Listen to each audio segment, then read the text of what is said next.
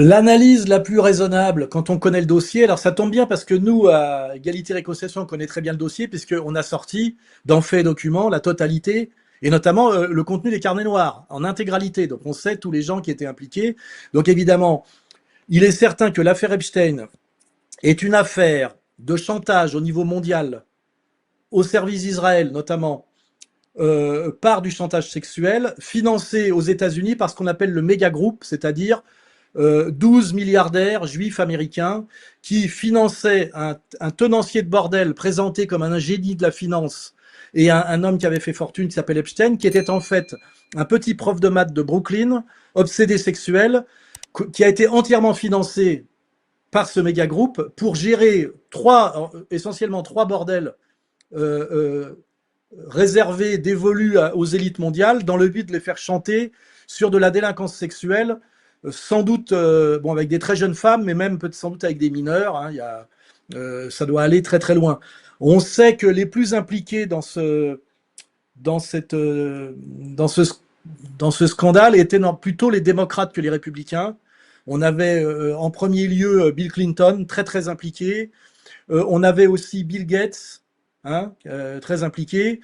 Et on sait aussi que Trump, qui a été ami avec Epstein à l'époque du Club 54, c'est-à-dire dans les années 80, s'en est éloigné à partir des années 90 quand il a senti ou compris qu'il y avait quelque chose qui allait au-delà, comment dirais-je, de l'homme à femme, puisque ça, c'est tout à fait défendable, surtout dans les années 80, hein, même si aujourd'hui il y a eu MeToo depuis.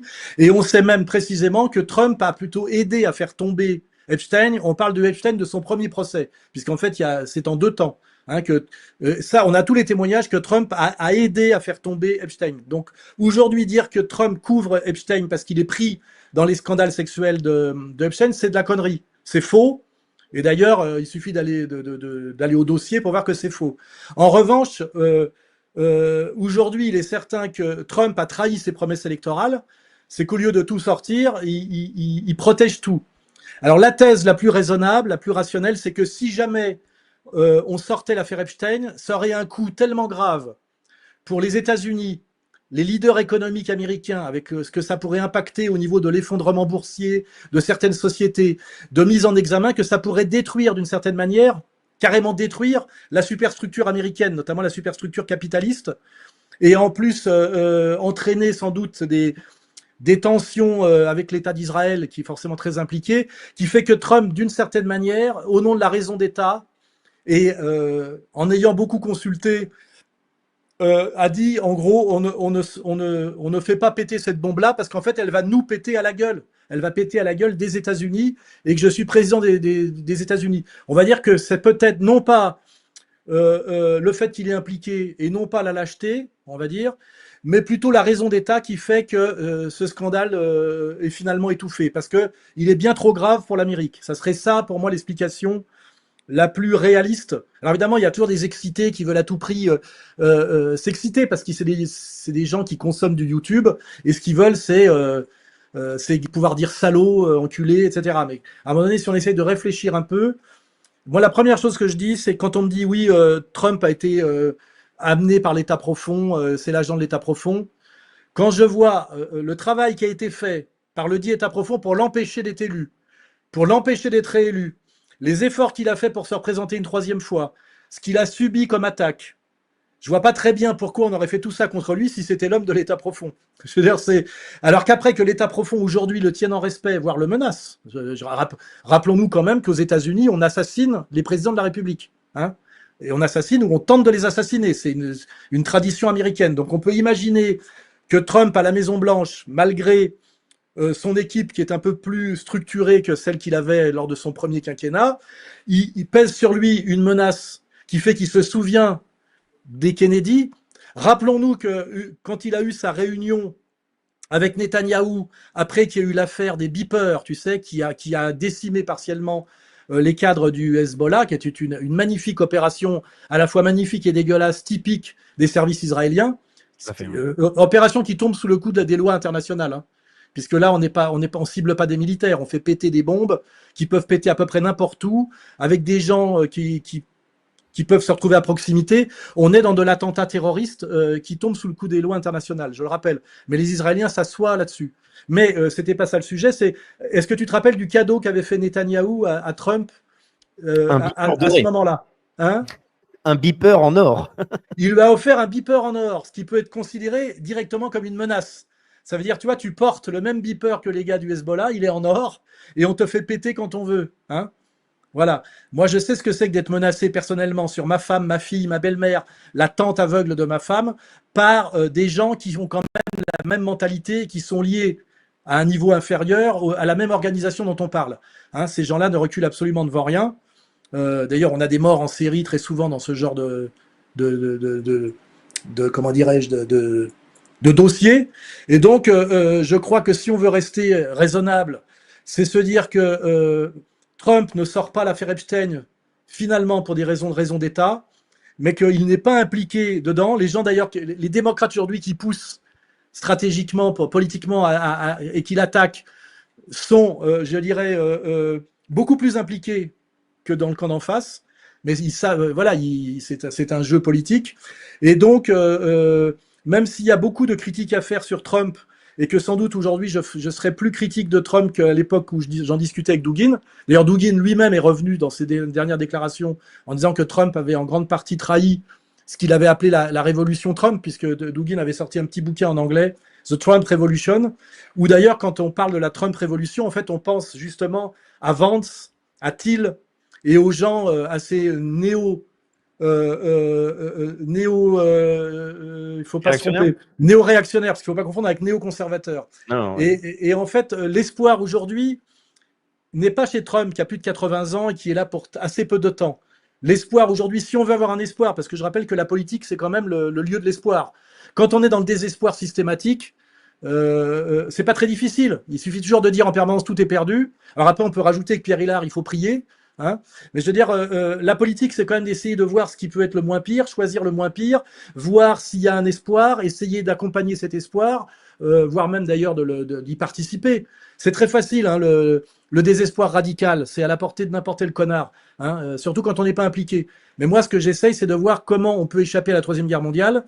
Et il me semble que dans le contexte de l'élection présidentielle américaine, si on se souvient bien, il valait mieux que ce soit Trump qui gagne que le candidat d'en face, qui était, je rappelle, celle qui avait remplacé au pied levé Biden, où là, on avait, je veux dire, sur le plan de la pédocriminalité, sur le plan de la corruption, sur le plan d'ailleurs de l'engagement radical avec l'Ukraine, une équipe qui était bien pire. Donc, je le rappelle, la politique, c'est le lieu du moins pire, hein, c'est pas le lieu du bien. Pour ça, effectivement, il y a la religion, il y a la prière.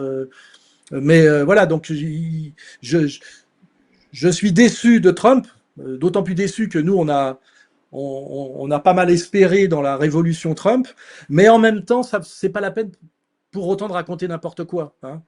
Parce que, voilà, encore une fois, ça c'est peut-être la chose qu'il faut rappeler, tu l'as dit tout à l'heure, on parlait de perspective, c'est-à-dire on s'exprime en tant que non-américain. Nous ne sommes pas citoyens américains. Oui, oui, oui. Oui, parce que vu d'Amérique, Trump est plutôt quelqu'un aujourd'hui qui gère pas trop mal, et avec les accords qu'il vient d'obtenir face à l'Union européenne, avec la manière dont il a tapé du poing sur la table sur les questions d'immigration, même si le Trump, il promet toujours ou il menace, tu sais, il annonce du 100%, pour obtenir 30. Tu sais, c'est ça son système. Hein. C'est un système typiquement de négociateur commercial. Tu sais, on sait ce que c'est dans le souk. Tu sais, c'est combien 100, non 40, non 80, non 50. Tu sais, et en fait, il vient de ce monde-là, hein, Trump. Et il a cette vulgarité-là, faut le reconnaître. Mais en réalité, il marque quand même des points par rapport au camp d'en face. Je rappelle que le vrai problème qu'a l'Amérique, son problème principal, c'est ce qui est devenu la gauche. Ce que des gens abusivement appellent le marxisme culturel, c'est-à-dire le woke, le cancel et le LGBT, qui est ce qu'on appelle une idéologie de mort radicale. Le problème de Trump, ça a été déjà de combattre cette équipe et cette idéologie sur trois dimensions. Sur la différence des sexes, là-dessus, c'est mieux que le camp d'en face. Hein. Je crois qu'il a reconstitutionnalisé la différence des sexes. C'est le premier jour, hein, c'est la première annonce. Oui, il l'a fait.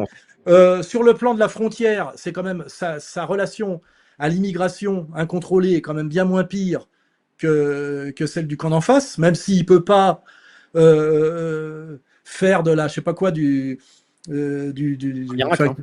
oui, oui, de miracle ou de politique qui serait qualifiée, qui serait condamnée mondialement comme politique d'extrême droite, et qui ferait qu'on le comparerait à Hitler, hein, tout de suite. Hein. Faut pas oublier, voilà, ce que c'est que l'épaisseur historique et l'idéologie dominante qui nous vient de Nuremberg, hein, je rappelle. Hein. Voilà. Et sur le Big Pharma, il a quand même confié quand même relativement la boutique au fils Kennedy, qui a quand même produit une critique et qui essaye aussi, pareil, de combattre quelque chose d'hyper puissant, hein, qui fait partie de cette, ce qu'on appelle la cathédrale, je crois, hein, c'est-à-dire le complexe pharmacochimique lié au complexe militaro-industriel, lié au complexe médiatique, etc., qui sont des trucs imbriqués d'un point de vue de l'actionnariat, d'un point de vue de l'idéologie et des personnages, qui fait que là, on est face à une toile d'araignée qui se met en place année après année, je dirais pratiquement depuis l'immédiate après-guerre, hein, depuis l'immédiate après-guerre, voire même avant, avec la fondation Rockefeller, la fondation Rothschild, Soros qui a repris le. Voilà, il faut voir d'où on part. Et de ce point de vue-là, c'est moins pire que le qu'on en face, c'est ça que je veux dire. Mais par contre, effectivement, ce n'est pas le sauveur, ce n'est pas, c'est pas un être religieux. Enfin, on n'est pas dans, on n'est pas là, voilà, on est face à un politique américain qui fonctionne dans le système démocratique américain, qui est quand même le système le plus pourri au monde. C'est ce que j'ai expliqué d'ailleurs, pas expliqué, Douguin était d'accord. La chance qu'ont les Chinois et les Américains, d'un point de vue, je veux dire, de stratégie de puissance, hein, c'est d'échapper à la démocratie occidentale. Hein. C'est ce qui fait qu'ils peuvent être un État stratège avec une vision à long terme qui est dans l'intérêt global du pays et donc de son peuple, hein, parce qu'il ne faut pas rêver. À un moment donné, quand on voit toutes les décisions qui sont prises par l'Union européenne, elles sont défavorables à l'Union européenne et défavorables au peuple européen. Hein, ça finit par les gilets jaunes, quoi.